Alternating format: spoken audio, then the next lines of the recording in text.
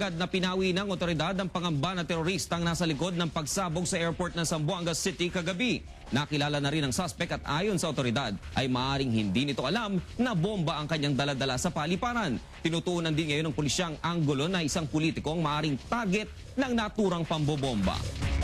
Ito ang balita ni Edwin Anay.